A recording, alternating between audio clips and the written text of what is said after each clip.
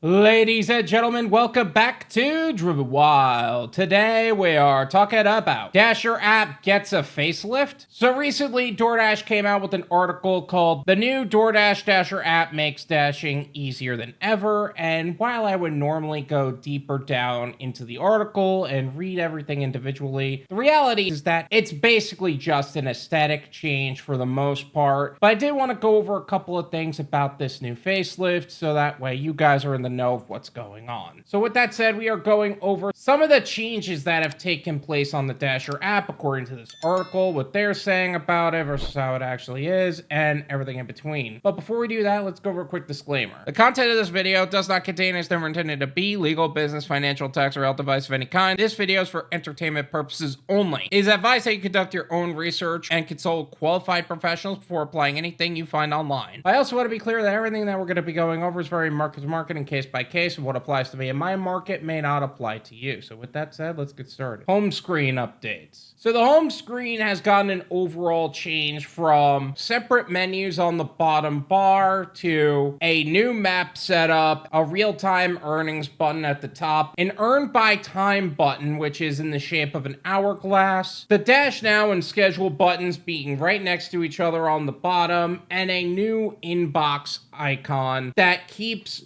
unread messages. Now, from what I could tell, they're kind of going in the direction of what UberEats is doing, to where they actually just have a go button and a couple of icons on top to refer to different menus. I think this is an interesting direction because Uber started doing the opposite, to where they have a bottom menu and the hamburger menu, and they have it organized that way, where DoorDash is going the opposite direction, towards where Uber was, which is fascinating to me. Sidebar navigation updates. They also have a hamburger menu with a redesigned layout, promotions tab, and preferences tab, along with all of the other things that you've seen in the past. Basically just reorganized it to, instead of it just being available for Android only, it is a universal thing. Again, this is just a giant aesthetic change for the most part. There's no new real update. Again, they do seem to have a new inbox setup to where you could actually see some of the things you haven't seen yet, like messages that were sent to you, maybe about contract violations or something to that effect, or some sort of promotions that are happening at the time, or maybe even some affiliate link that they're sending you about Everlance or something. Nevertheless, it is generally just an aesthetic-based update. They made it sound like we were asking for this, but we were asking for better pay a lot longer than some basic aesthetic changes, to be honest. Also, if you go to the YouTube channel to where they literally walk through all of this, it's hilarious how they actually believe that these are